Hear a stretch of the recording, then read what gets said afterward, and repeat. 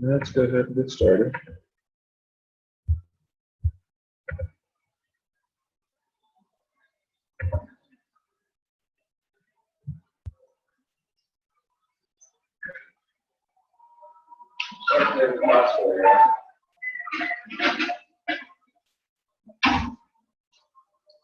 So the Baroque era last week, this week, and then when we return, we'll begin the classical era. We're jumping very firmly into the Romantic era that comes next. So,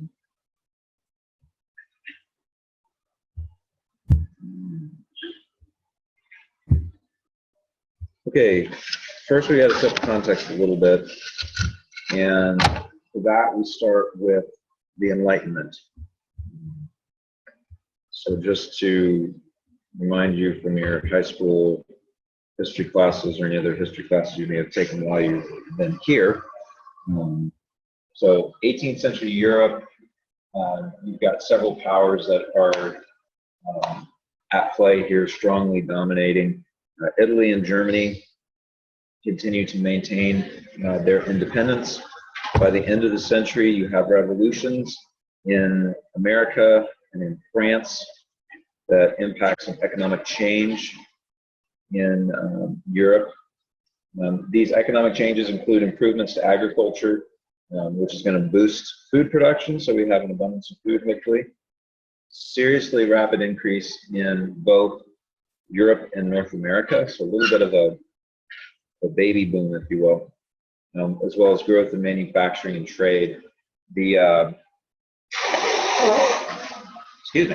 middle class in urban areas continues to grow in numbers. Wealth, social status have further development of middle class aristocracy.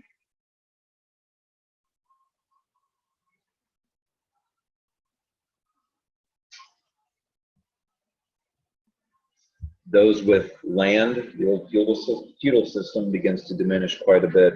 And you start to see this cosmopolitan effect of where people are going in between the countries, rulers are marrying off their children to other powerful families in other countries to secure some kind of an agreement. Plus you have artists and intellectuals who are traveling quite widely. This is important to us primarily because of the aspect of music and how that comes together. So some central themes from the Enlightenment era include reason, nature, and progress. So the approach applied to the study of emotions, social relations, politics. Individuals had rights, so we get more into the idea of the individual, which will come to like full force in the Romantic era. You had one's individual faith and practical morality over the church. The role of the state is to improve human condition. There's also the idea of universal education that gets promoted quite strongly. The philosophes, so French thinkers, social reformers, people like Voltaire, Montesquieu, Jean-Jacques Rousseau, some contributors to the Encyclopedia by Diderot, and this was the key text of the Enlightenment, kind of helped to develop some of the doctrines about individual rights. Humanitarianism. So rulers used their social power to reform absolute power. So they used this idea for the betterment of their subjects. It's all about trying to make those over whom they rule happier and in a better condition, so that hopefully that they would be more favorable towards the king, the queen, the monarchy, etc. You also have the development of Freemasonry throughout this time, which has had interesting relationship with culture as a whole. And last but certainly not least, you have the popularization of learning. So pursuit of learning, especially the middle class, becomes quite the big deal at this time. Now, as we look at music, so some of the social roles for music then at this time. First and foremost, what's in kind of it's a combination of the public and the private, so the courts, the city governments, the churches, they continue to sponsor. You get this patronage system that still exists, and that some people will do quite well in, and then other peoples will do not so well in. You also have public concerts that begin to develop during this time. So really before this, we don't have public concert series like we know them today, like we would expect here at the college or even within communities. You also have teachers who begin to take on students, amateur performers, and develop them into a little bit different status of a musician. You also have these musical amateurs and connoisseurs. That's the second one. So you have these upper and middle class men and women who would participate in these amateur performances. A lot of times, women were at this time were excluded from professional roles, other than singers like in operas and stuff that was specifically female role. So these kind of competitions and performances gave them the opportunity to perform out in public. So this was a pretty important deal. Amateurs also bought music. Publishers often catered to them as a result of the demand that they wanted for more music, interest in music, etc.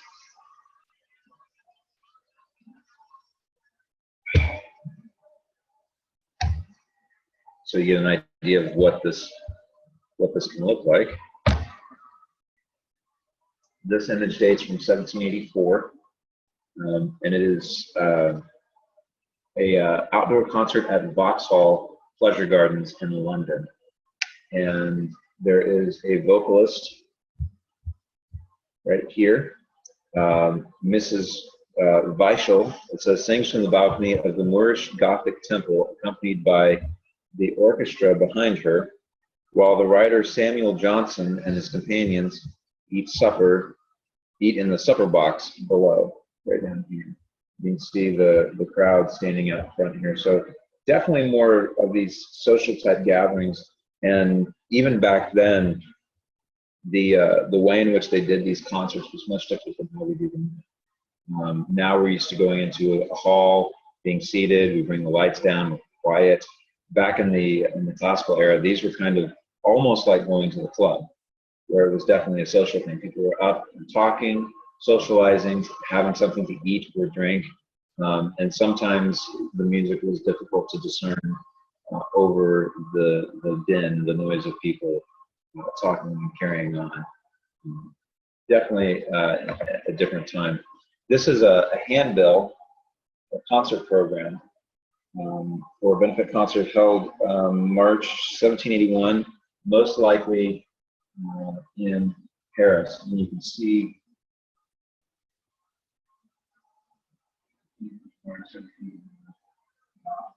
spiritual music, and it has a list here of who the benefit is for. You see a rail, and then a list of some pieces some of the writers that would be part of it. So this would have been difficult to see them either in some kind of a poster for the concert or what would have been handed to them as they were coming into the hall. This would be an example of a private performance by a chamber ensemble. So if you look at left, you've got singers standing in the back, 2 violins, viola, cello, and the harpsichord. Singer, violin, violas, harpsichord, and cello back here. You see the audience gathered over there.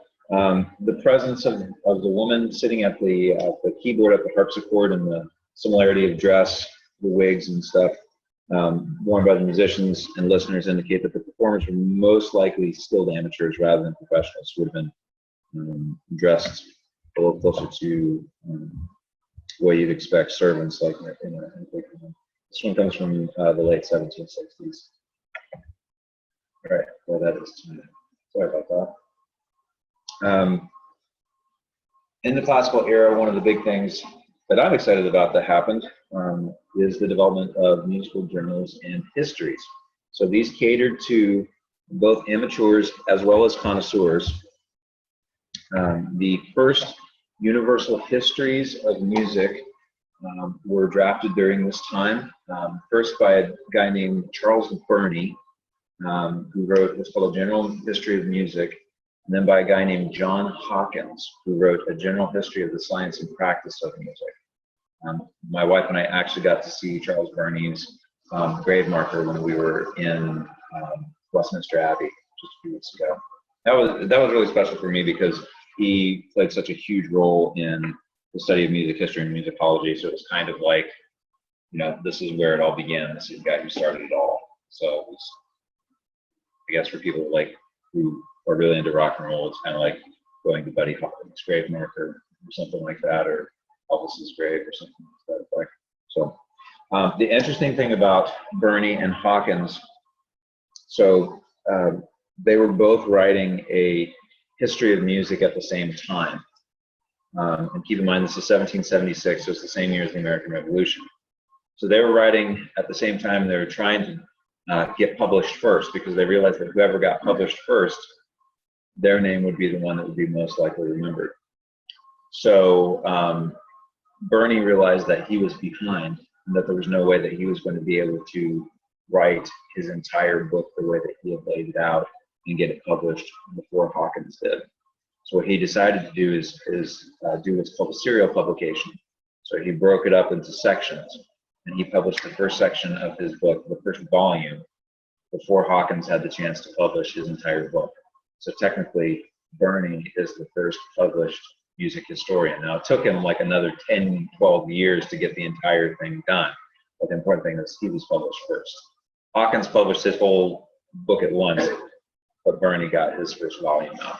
So that's kind of why I remember Charles Burney's name a little bit more in musicology rather than Hawkins. But we can't disregard Hawkins.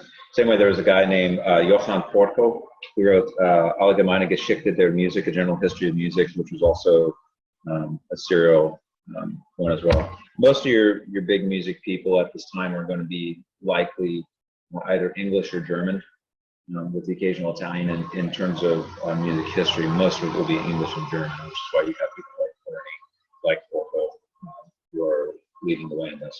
So you see a variety of styles that begin to coexist. The prevailing views were articulated by some of these leading writers. The preferred music was vocally conceived melodies, short phrases. The accompaniment was very sparse, very, very spare, and it was thought that the language of music should be a universal thing. So we started to see people approaching music as kind of this international dialect, if you will. In terms of the preference for the natural, this related to some of the central ideas of the Enlightenment. They rejected artifice and complexity, so those things that are artificial and overly complex, they regarded them as unnatural, which is really kind of unusual. You can see this in a particular writing called Les Beaux-Arts, The Fine Arts, by philosopher Charles Bathtub. And it's really interesting as you go through the different time periods. If you even just look at the art, like the visual art and the architecture, it can tell you a lot about how the different cultures or the different time periods see things. The classical era is usually seen as very cool, very detached, while the architecture is very symmetrical.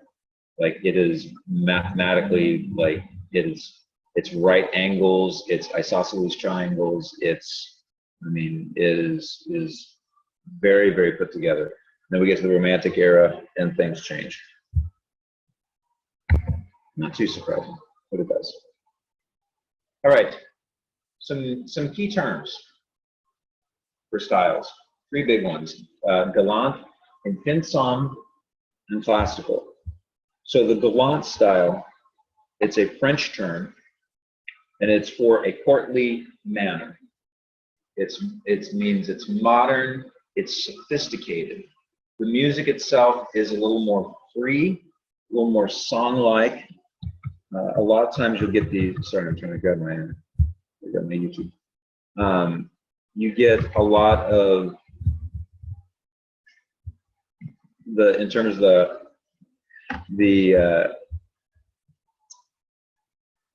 and I'll get there. In terms of the song-like structure, you have something that's a little more homophonic, emphasizing these short melodies, and you have the short phrases that combine with other short phrases to make up larger phrases and larger units, and so on and so forth. It's kind of the Lego building block sort of mindset. Light accompaniment, simple harmonies. In Finsom style, or in Finsom or style, as you can see, they're German for the emotional style. So you get a little more complex harmony, a little more chromaticism. So going up with notes accidental that may not seem to belong there. The rhythms are maybe perhaps described as a little more nervous, not quite the same cool and calm that we would hear in the galant style. More speech-like melody, usually associated with what are called fantasias, or the excuse me, the slow movements of people like CPE Bach, Carl Philipp Emanuel Bach, who's one of the sons of JS. So last but certainly not least is classical. And this is usually when we talk about formal concert music, this is the term that most people just use for it, regardless of what the era is. It's kind of a catch-all term like rock and roll. There's actually a lot of different subgenres of rock and roll. Same with jazz. There's at least 18 or 19 subgenres of jazz, but most people just say, oh, that's jazz. It is jazz, but it goes deeper than that. So as we move into this, the idea of classical, when we talk about something that's classical or a classic, it means that it is of a high quality and it has staying power. So just like the idea of Baroque kind of evolved, the idea of classical music kind of evolves over time, and it refers to, again, this time period that goes from about 1750 to 1820 is the generally accepted time frame. Kind of the time frame that's second to that, some people say, is 1730 to 1850. I'm still kind of, my jury is still out. One of the big things that comes about is this really interesting Greek and Roman architecture, way of life, governance, et cetera, et cetera. So there's a big push for things Greek and Roman that come out during this time. The music of this era would be most highly associated with Mozart and with Haydn. I'll give you a little bit of them here in just a minute. So, in terms of some of the elements here,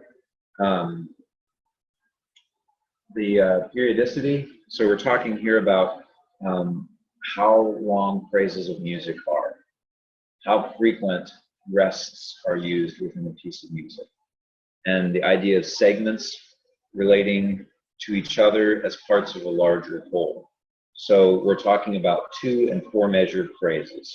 Okay, that'd be the big thing with that periodicity. We're talking about 2 or 4 measured phrases, and then you have 2 or more phrases combined into what's called a period, and then you have 2 or more periods that lead up to composition. So,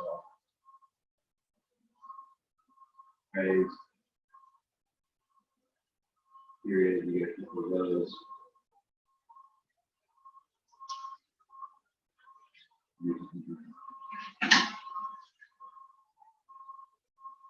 And again, it's going from smaller to larger, smaller to larger.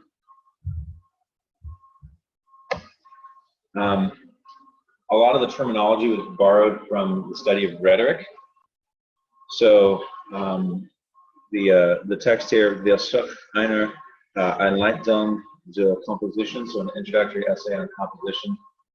by Koch, who this was written for amateurs, a treatise written for amateurs, and a lot of the components are likened to musical phrases, and he talks about uses such thoughts as like the subject and the predicate, so he breaks it down into rhetoric or into patterns of speech as well.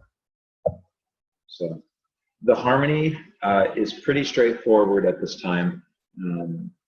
All these phrases and periods, etc., are supported by a pretty straightforward harmony, and there's less frequent change in terms of the modulation of different sounds. So let me play a little bit of Gallant style music here for you. Do some CPE Bach, I think would be nice.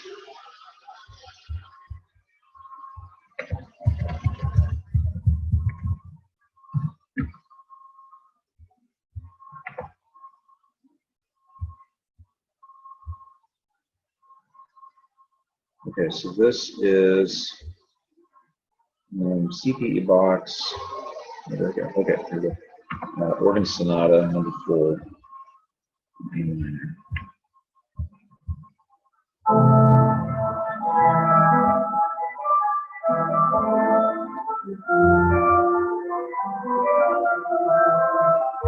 Put it up some too low.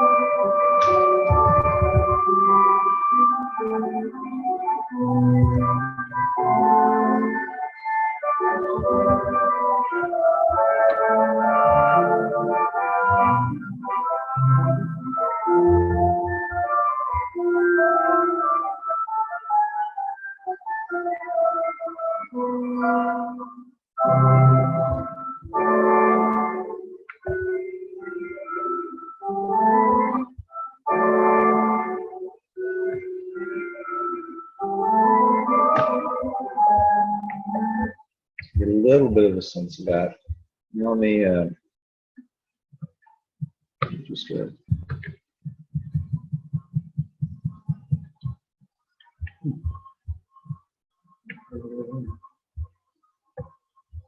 Okay, now let me play a little bit of a Haydn string quartet. Haydn was extremely well known for his music for strings.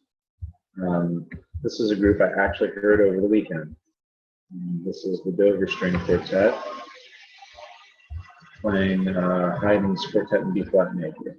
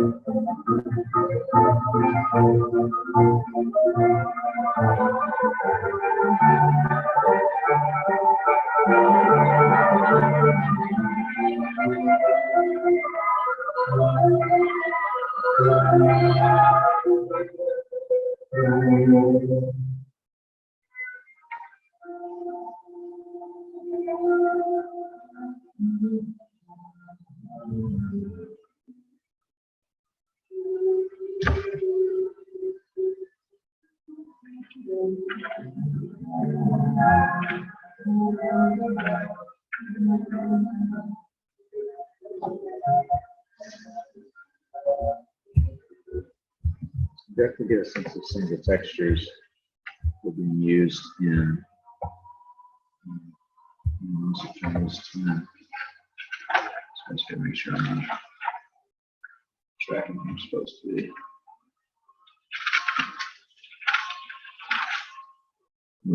Okay.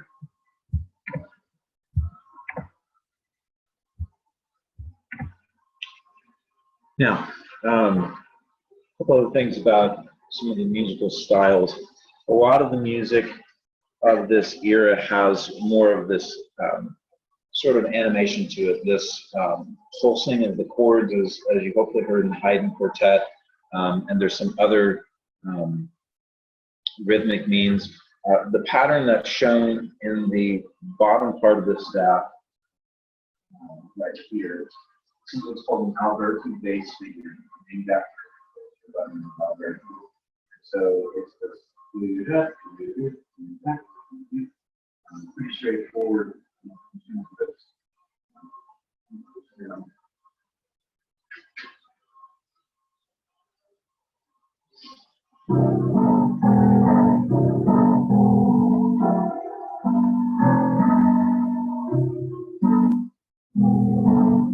So it's kind of back and forth pulsing figure that you'll hear quite frequently through classical music. In terms of the form, it's about coherence.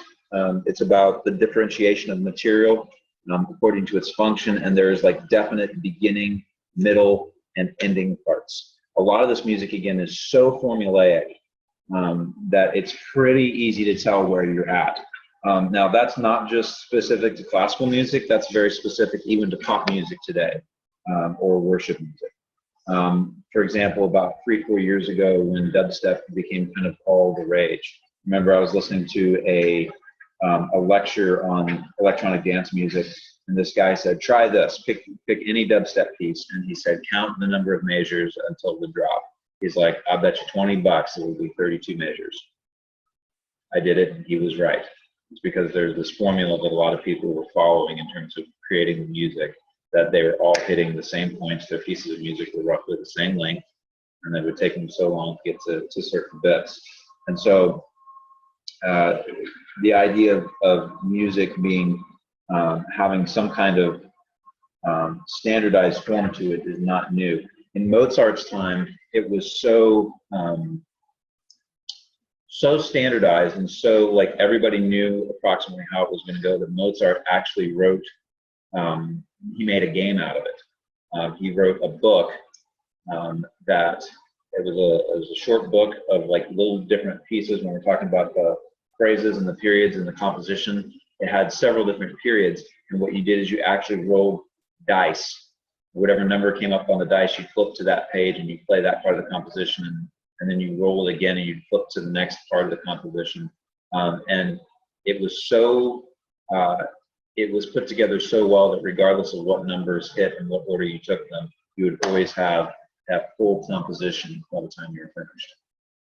Mozart had that great of a musical mind, and the music was that defined in terms of, again, phrases and periods leading into a whole composition. Here's another little example, so you can kind of see this idea that I'm talking about the rhetoric. So here's a phrase, and then that phrase, here's kind of your subject. Subject, 10% your subject, your predicate area, and see kind of again. Use your phrase, predicate, can see some similarities. So we've got that, and this is that, so you see the pattern rhythm is very similar between here. You start to get into that little kind of slightly different version. You start to get some variations. Same thing here. Phrase, subject, fragment, that's a little bit shorter bit, and then you have predicate down the line. So this is what we're looking at the possible of the ideas of subject, predicate, and phrases. They go into periods, they go into compositions, and so on and so forth. This is from CPE Bach, Allegro. And then this is actually a piece by Alberti, and you can see that bottom, the bottom line, the left hand there, pulling that pattern pretty consistent. In terms of some of the other things that are out there, the emotional contrast, there's new views of psychology, there's a deeper knowledge of human physiology, and the idea of feelings are constantly in flux. And so composers introduced some contrasting moods into this. It's something that eventually becomes known as Sturm und Drang, which is a German phrase.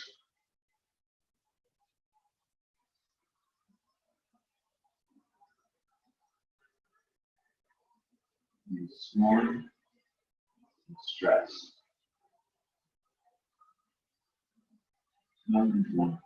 So basically, it's this idea of having kind of these back and forths of, you know, it could be something that's kind of heavy sounding, it could be something light sounding, it could be something major to something minor, it could be something dark to something light, something, you know, in terms of philosophy, they'd even go so far as to say something evil versus something good. So there's this playing back and forth in terms of those ideas. Some of these assumptions go back into the Enlightenment era, so of music serving human needs, of music's primary purpose being pleasure, music as a universal language, that it should appeal to a wide audience, and that pieces should be understood on first hearing. Classical music era, they wanted music to be accessible. Whether you knew what went on behind the music or how it was created or anything like that shouldn't matter. Like, you should be able to access this music pretty easily, straight up front. And that's why a lot of this music, you don't have to think a whole lot about it. It's not like throwaway music, it's not disposable, there's a lot of thought gone into it. But they wanted you to be entertained right off the bat. Versus later on, Romantic era, 20th century definitely, in terms of the formal music. And honestly, a lot of this has continued through the last quarter millennium, in terms of we still do some of this stuff. We've got the melody with the accompaniment, we use the period down through with the phrases, the periodic structure, and so on. I have a repeated slide. So let me just briefly give you one more piece here that'll kind of set us up a little bit.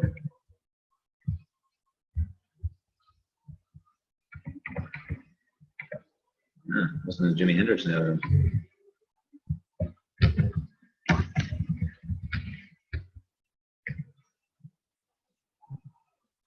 A little Mozart here for you. So this is a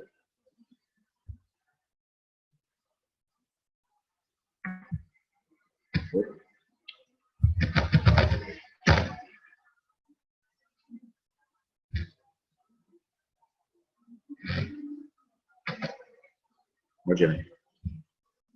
So this is a piece of a Mozart piano concerto.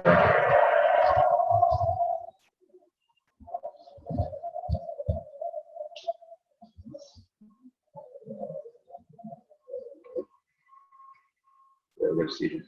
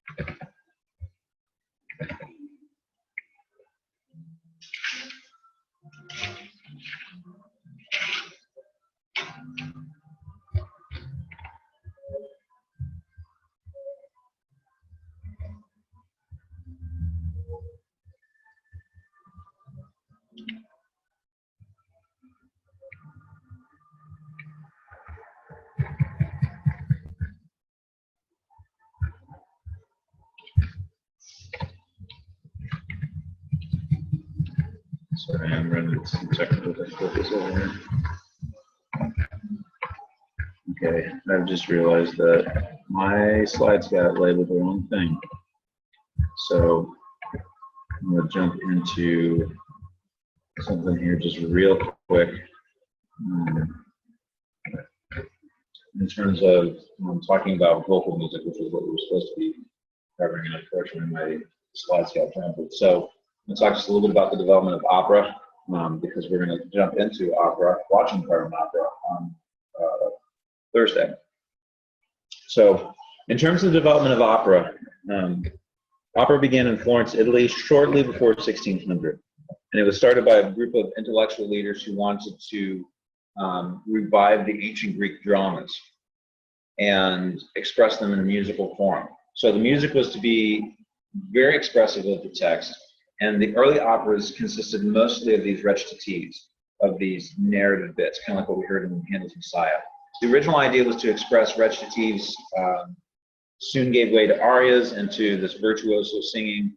The singers often added these virtuosic elements to the music, and the stories became a little bit more like a skeleton that they kind of hung the arias on. So a reform of opera was promoted by Gluck, Christoph Gluck, in the 18th century, and he believed that music should fit the drama. And he wrote a number of successful operas that demonstrated his ideas as to what opera should be and what it could potentially be. So over the years, opera is kind of divided into two forms: opera seria and opera buffa. I'm going to ask for your thoughts. What do you think an opera seria is? Don't think too hard about it.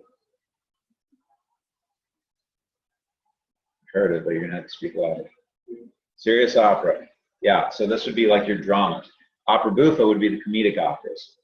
Buffa, where we get the word buffoon and stuff. It was lighter, usually comic. Mozart composed both types, and his serious operas were usually in Italian, and his buffa operas, which are also known as singspiels, were usually in German. So, opera seria, opera buffa.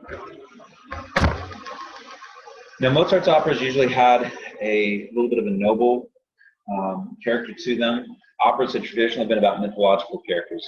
Mozart's opera, they're often about the nobility. Mozart's operas, in some of them, the images they present the nobility is hardly flattering. He kind of pokes fun at people or lampoons them a little bit. One of the reasons his operas are still performed today is the quality of many of the arias. They're very well known, very highly thought of, and quite frankly, they're in the standard repertoire of a lot of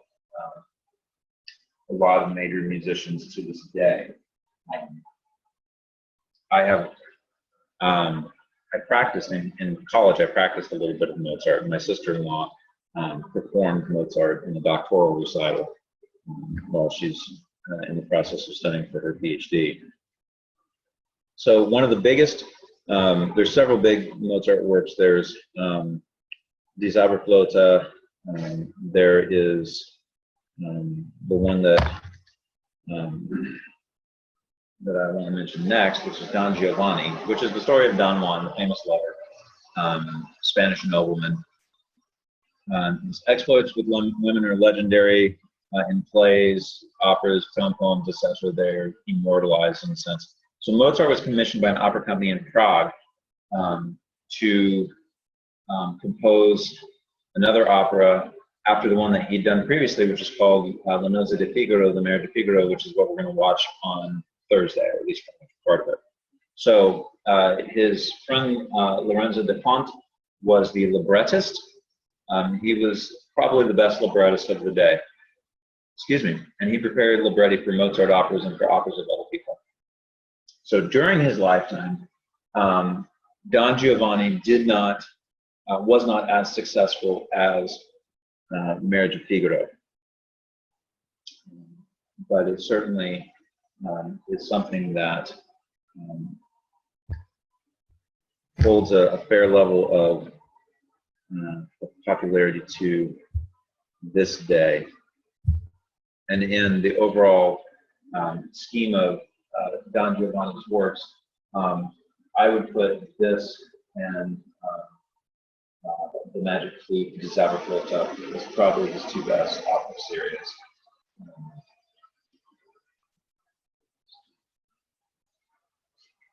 Okay, on that note, I'm going to go ahead and give you your quizzes. So once you finish writing your whatever sentence that you happen to be writing, if you go ahead and close your notebooks and everything and just need writing utensils. When you finish your quizzes, you can place them here on this music stand as you're out the door. And then we'll see you all Thursday and watch a little bit of opera together. It'll be fun. We'll have subtitles, and I'll give you a little synopsis, a little handout, so that way you can keep score. You can fill out your brackets or whatever.